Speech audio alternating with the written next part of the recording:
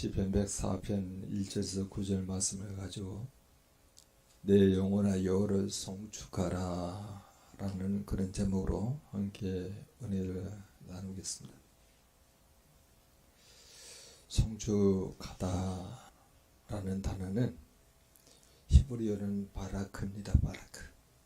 무릎을 꿇다 그리고 복을 주다 할 때 똑같은 표현이에요. 무릎을 꿇다 그리고 복을 주다. 하나님께 무릎을 꿇으면은 복을 준다. 상당히 예배적인 단어이잖아요. 우리 공동체 모든 지체들이 여호와를 송축할 내용이 있습니까? 그 송축하다라고 하는 말을 오늘날의 의미로 바꿔서 이야기하면 감사할 내용이 있느냐, 여호와께 감사할 내용이 있느냐, 여호와의 어떤 부분을 인정할 수 있느냐, 여호와께서 행하신 일을 기억할 수 있느냐, 이렇게 풀어서도 이야기할 수 있어요. 감사, 그리고 인정, 그리고 기억. 우리가 매일 하나님의 무엇을 인정할 수 있습니까? 우리가 하나님의 무엇을 여러분 기억할 수 있을까요? 우리가 하나님의 무엇을 감사할 수 있나요? 지금 전인가족은 10월 1일부터 11월 20일까지 감사 노트를 쓸 수 있도록 감사 노트를 다 받았습니다. 하루가 여러분 참 빠르게 지납니다. 여러분 하루 놓치고 난 다음에 감사 내용을 적으려고 그러면은 적을 게 없어요. 하루의 시간 가운데 하나님께 감사할 내용도 없고 또 하나님의 무엇을 인정하기도 어렵고 또 하나님께서 하신 일을 기억하기가 쉽지 않습니다. 한꺼번에 몰아서 한다고요? 그러면요 거칠해적인 감사 노트가 되죠. 진심이 빠져버린 거예요. 우리 영혼이 여호와를 제대로 송축하려면은 그때마다 하나님께 감사하고 하나님을 인정하고 또 하나님을 기억해야 하는 내용을 기록해야 합니다. 송축의 그 사전적인 의미를 다시 이제 기독 사전에서 한번 찾아봐서 또 이렇게 정리해 보기도 합니다. 하나님 앞에 몸과 마음을 바쳐 감사와 찬송을 드리는 행위를 송축이라 합니다. 하나님 앞에 몸과 마음을 바쳐 감사와 찬송을 드리는 행위, 그게 송축이라 한다면은 대상은 늘 하나님이거나 혹은 하나님의 거룩한 이름이에요. 송축은 삶을 통해서 나타난 하나님의 일하심을 찬양하는 내용이 중심 줄거리입니다. 하나님이 우리와 함께 하셔서 행하신 일을 나누라. 하나님과 함께 하신 그 하나님의 일하심. 그 하나님의 일하심을 함께 나누는 거예요. 그렇게 하나님께서 나의 개인의 삶 가운데 이렇게 나의 가정의 삶 가운데 나의 교육 공동체의 삶 가운데 나의 직장과 사업과 그리고 사역과 학교 가운데 하나님의 일하심을 내가 보게 되었으니 하나님 감사합니다. 그러나 하나님의 그 일하심을 인정합니다. 또 하나님의 일하심을 기억합니다. 요걸 다 한데 묶어서 송축한다라고 말하는 거예요. 이 송축이라고 하는 단어를 성경에 굉장히 많이 나오는데 그 중에 하나를 시편 63편 4절에서 가져와 봐요. 시편 63편 4절은 이렇게 기록되었습니다. 이러므로 나의 평생의 주를 송축하며, 평생이에요. 주의 이름으로 말미암아 나의 손을 들리이다. 자, 송축이라고 하는 것과 그 평생 하는 겁니다. 주의 이름으로 말미암아 나의 손을 들리라 라고 하는 것이 똑같은 표현이에요. 손을 들어서 주의 이름으로 손을 드는 것과 평생 송축한다는 것은 똑같은 의미입니다. 손을 든다는 것은 찬양할 때 사용하는 그 액션이죠. 그리고 손을 댄다는 것은 기도한다는 것의 의미를 가지고 있기도 합니다. 또 손을 댄다는 것은 하나님의 능력, 하나님의 경이로움, 그리고 하나님의 위엄에 대한 인정과 함께 여호와 하나님을 의지한다는 표현이에요. 그렇다면 오늘 본문을 통해서 내 영혼이 하나님의 어떤 내용을 송축하고 있는지를 한번 확인해 보자는 거예요. 시편 104편은 오늘 굉장히 많은 구절이 있죠. 근데 1절에서 9절까지만 우리가 제한을 한 겁니다. 시편 104편의 전체적인 내용은요, 찬양 시적인 성격이 매우 강한 감사 예배시예요. 시편 가운데 가장 아름다운 서정시입니다. 창세기 1장에 하나님의 천재 창조에 대한 피조물인 인간이 화답하는 시이기도 해요. 시인은 하나님이 지으신 세상의 아름다움과 그 배후에 있는 창조주의 지혜, 그리고 은총, 영광을 노래하고 있습니다. 오늘을 살고 있는 우리 전인 가족들에게 오늘 본문은요, 뭘 송축하기를 원하냐면은 여호와께서 만물을 주관하시며 송축하라는 거야. 진실로 그렇게 말씀하는지를 오늘 본문을 통해서 한번 확인해 보자는 거예요. 오늘 본문은 굉장히 많은 내용으로 이야기해요. 만물을 지으시기도 하였지만 만물을 주관하고 계신 그 하나님을 송축해야 한다. 하나님께 찬송, 감사, 기억, 인정까지 하는 그런 내용들을 보면서 하나님께서 만물을 다 지으셨기도 하지만 그 주관하신다고 하는 내용에 대한 우리의 송축, 그걸 하나님께서 받으시기를 좋아하신다는 거예요. 그러면 1절을 한번 같이 읽어볼 거예요. 1절 같이 읽겠습니다. 여호와 나의 하나님이여, 주는 심히 위대하시며 존귀와 권위로 온 입으셨나이다. 그렇게 나와있죠. 여호와 나의 하나님은 일반적으로 성경의 저자들이 자주 사용하는 표현입니다. 여호와 나의 하나님. 근데 우리가 왜 사람들이, 그 많은 사람들이 이런 고백을 즐겨 사용했을까요? 여호와 하나님 이렇게도 하면 되는 건데 여호와 나의 하나님이라고 그렇게 즐겨 사용했을까요? 그리고 이 성경에 이런 고백이 자주 등장합니다. 의외로 여러분 이 대답은 굉장히 간단합니다. 그 이유는요, 우리 입이 이처럼 고백되기를 여호와 하나님께서 기뻐하세요.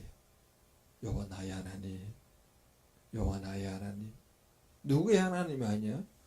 여러분 11월 1일부터 21일까지 다니엘 기도회 하기도 할 때 어느 강사의 하나님이 아니고 여호와 나의 하나님의 고백되기를 원하신다는 거예요. 뿐만 아니라 그런 고백이 우리의 내면 깊숙한 곳에서부터 진실된 그 마음으로 고백되기를 원하는 거예요. 여호와 하나님이 나의 하나님이고 내가 일상을 통해서 경험되는 그 하나님은 누구의 하나님이 아니고 내 자신의 하나님이라고 친밀함을 가지고 고백하는 거예요. 진실된 고백. 그런데 이제 우리가 이 눈에 보이는 세상에 살고 있기 때문에 그런 나의 그리고 진실된 그런 고백이 나오기 쉽지가 않다는 것이죠. 그래서 그렇게 된 이유에 대해서 사도 바울은 로마서 1장 20절에 이렇게 기록하고 있습니다. 창세로부터 그의 보이지 아니하는 것들, 그의 영원하신 능력과 신성을 그가 만드신 만물에 분명히 보여준 전난이, 그러므로 그들이 핑계하지 못할지니라. 하나님께서 모든 걸 만물을 만드셨잖아요. 근데 그 만물에 영원하신 그의 능력과 신성이 다 보여졌다는 겁니다.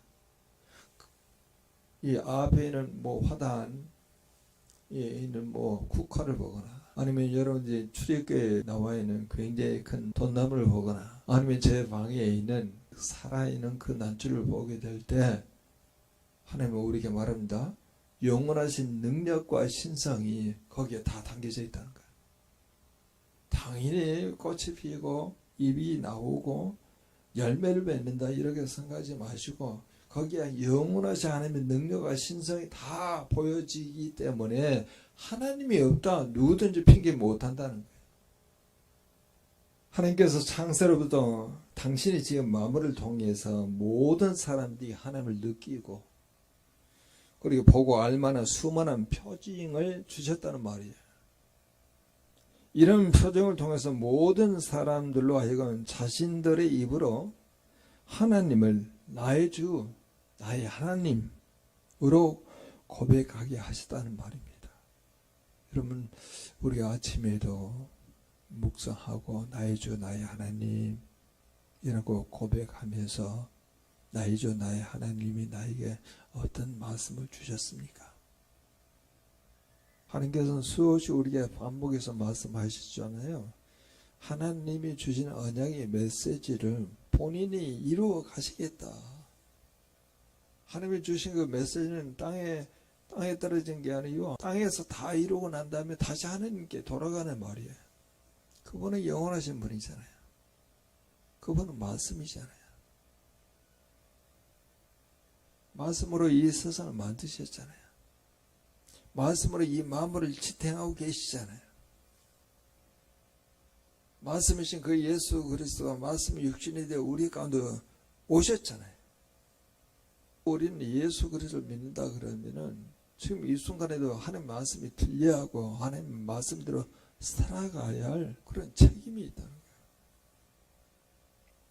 사람들은 그런 하나님의 뜻을 깨닫지 못하고 하나님 대신 다른 것을 주라 부르면서 그것이 자신들의 근원이라고 착각하기도 합니다.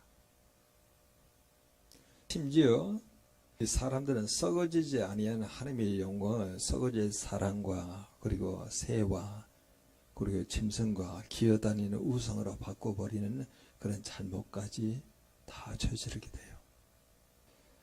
아버지를 하지 않고 오히려 썩어질 사랑과 새와 짐승과 기어다니는 우상을 아버지로 부르며 공경하는 허망한 삶을 살아가는 사람들이 너무나 많이 있어요.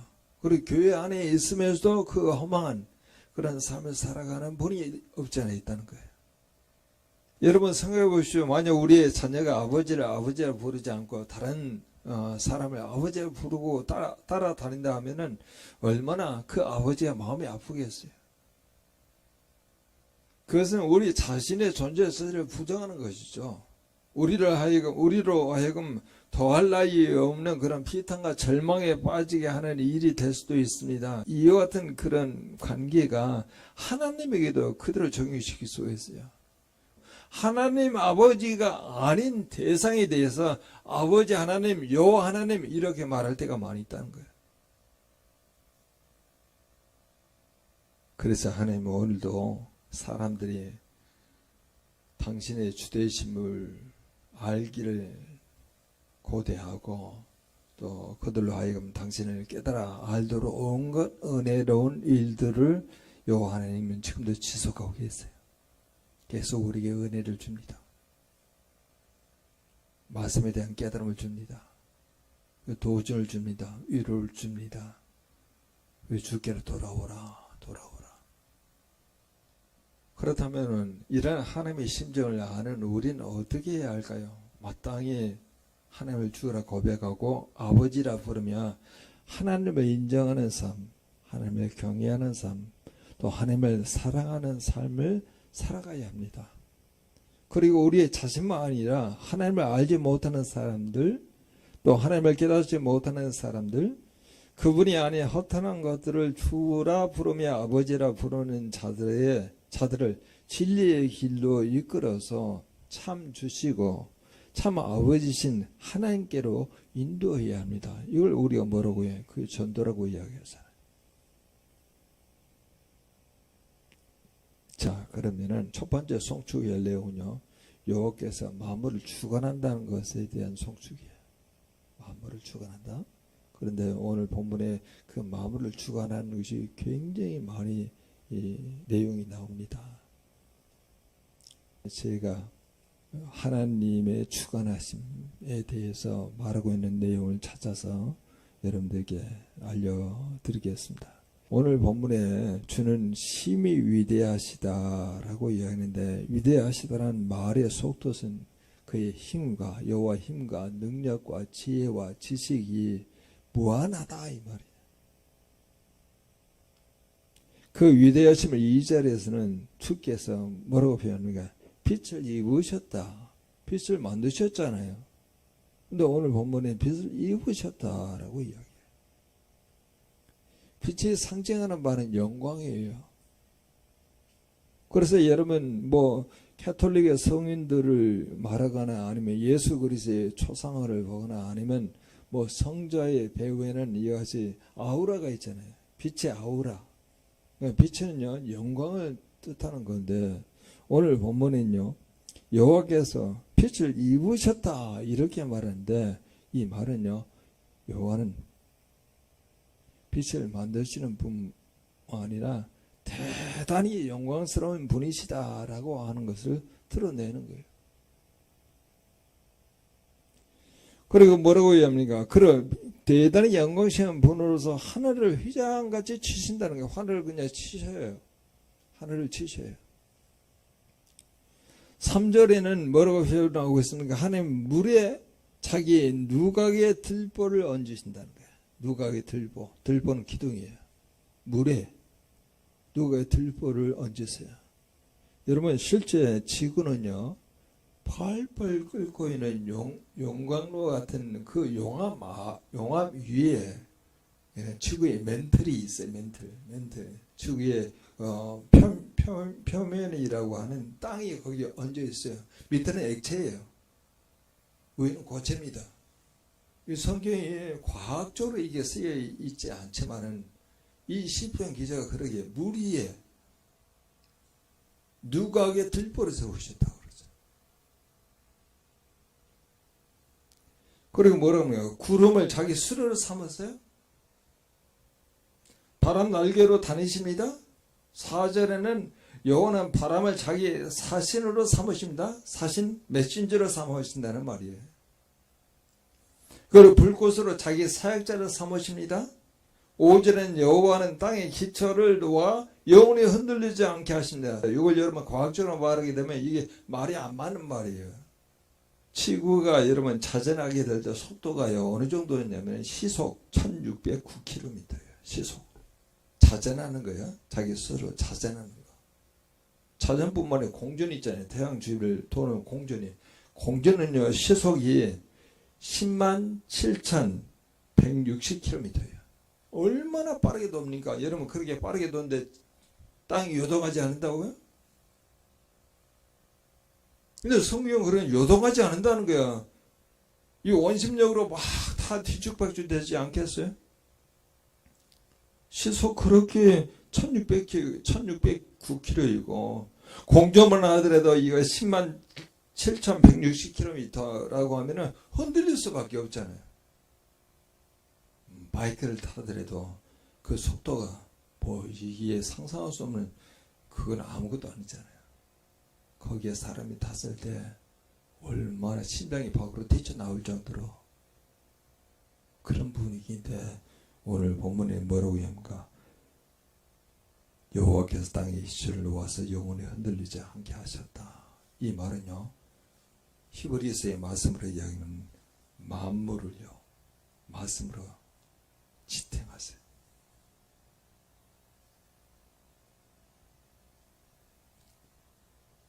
(6절에는) 여호와께서 땅을 깊은 바다로 부으셨다. 마치 이 내용은 지금 우리가 대자연의 교향곡을 듣는 것처럼 대단히 웅장합니다. 그리고 스펙타클한 대자연의 파노라마를 입체적으로 보는 것 같아요. 음향 그리고 움직임까지. 빛, 하늘, 물, 구름, 바람, 불꽃, 바다의 대자연이 다 등장합니다.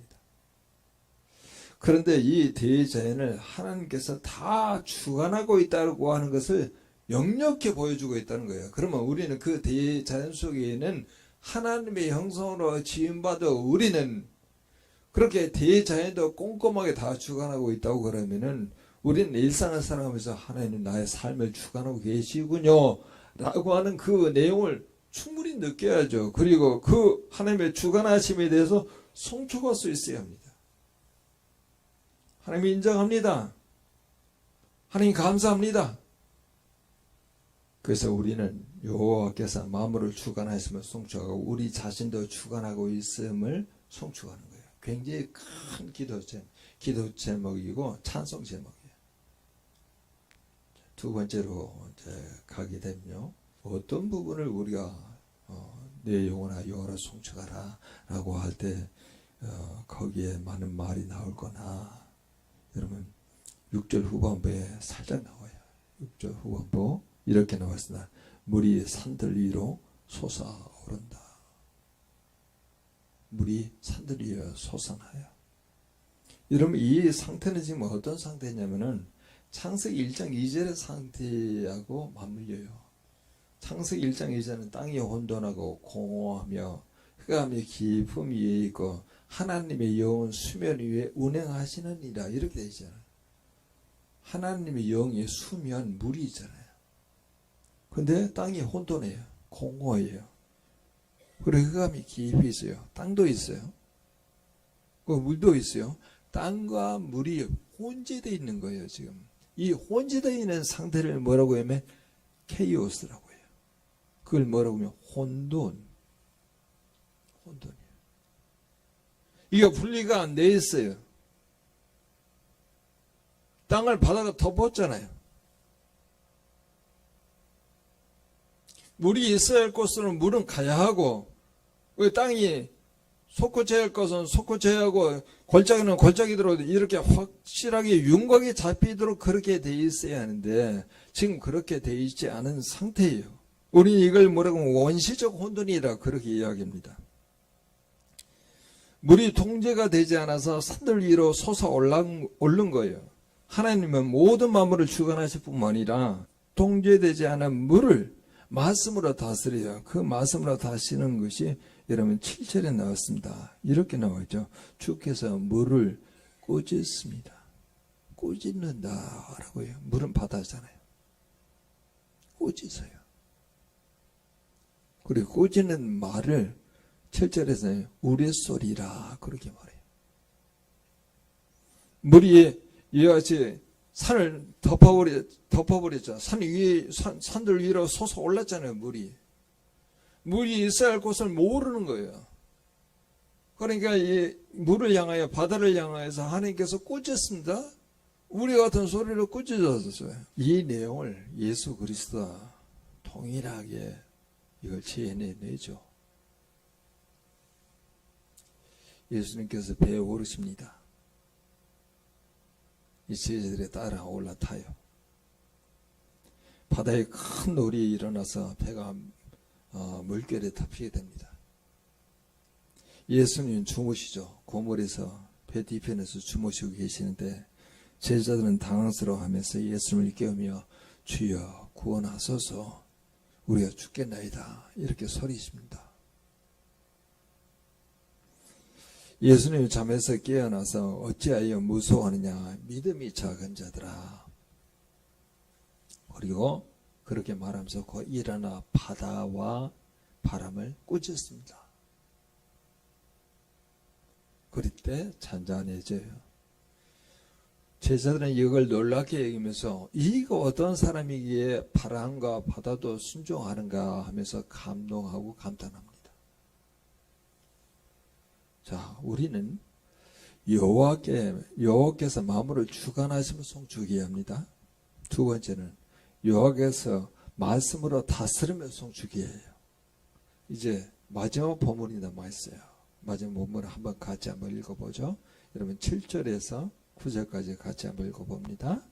주께서 꾸짖으시니 물은 도망하여 주의 우레소리로 말미암아 빨리 가며 주께서 그들을 위하여 정하여 주신 곳으로 흘러갔고 산은 오르고 골짜기는 내려갔나이다. 주께서 물의 경계를 정하여 넘치지 못하게 하시며 다시 돌아와 땅을 덮지 못하게 하셨나이다.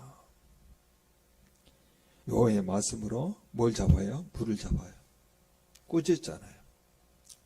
그러면 이제는 여기저기 혼재되어 있었던 그 물이 한쪽으로 명령해가지고 말씀을 통해서 타선을 받아가지고 한쪽으로 다 쏠리니까 이제는 산도 덮었던 곳이 산이 나올 것이고, 그는 산이 높아지겠고, 골짜기에 있었던 것도 물이 한쪽으로 다 빠져나가고 골짜기는 더 깊어지고, 이렇게 말하는 거예요. 그래서 뭐가 생기는 거예요? 질서가 생기는 거예요. 질서가. 우리 한 인격도 하나님의 말씀에 따라 그렇게 살아가게 되면 영적 질서가 생겨서 무엇이 옳은 거고, 무엇이 그런 거고, 무엇이 참인 거고, 무엇이 거짓됨을 알 수가 있다는 거예요. 이 내용을 에레미야 5장 22절은 이렇게까지 표현합니다. 여호와의 말씀이니라. 너희가 나를 두려워하지 아니하느냐? 네 앞에서 떨지 아니하겠느냐? 내가 모래를 두어 바다의 한계를 삼되 그것으로 영원한 한계를 삼고 지나치지 못하게 하였으므로 파도가 거세게 이나 그것을 이기지 못하며 뛰노나 그것을 넘지 못하느니라. 모래를 통해서 경계를 삼아가지고 바다가 모래 밖으로 넘어오지 못하도록 하셨다는 거예요.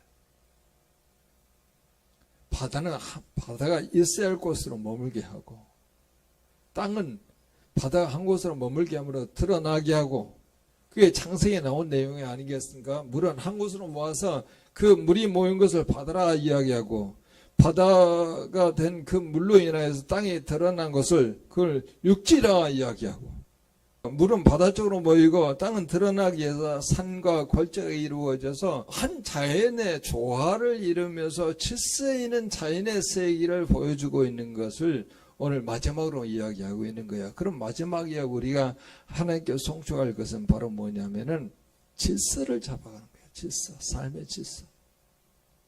삶의 질서. 그러면 여러분, 우리에게 주어진 모든 일상의 삶이요 굉장히 기뻐요. 무질서 가운데 살아가는 게 아니고 질서가 잡히잖아요. 가야 할 때 안 가야 할 때, 보아야 할 걸 보지 말아야 할 거, 들어야 할 거 듣지 않아야 할 거, 다 이게 질서가 있어가지고 하나님의 의로운 자의 삶을 살아가게 될 때 분별력이 있잖아요. 우리가 오늘도 우리의 모든 삶의 영역을 주님께서 주관하시고 우리의 말씀으로 다스리며 질서를 잡아가신 그런 삶의 내용을 통해서 하나님께 영광과 감사와 찬양 올려드릴 수 있는 우리 공동체가 되게 해달라고 다 같이 통성으로 기도합니다.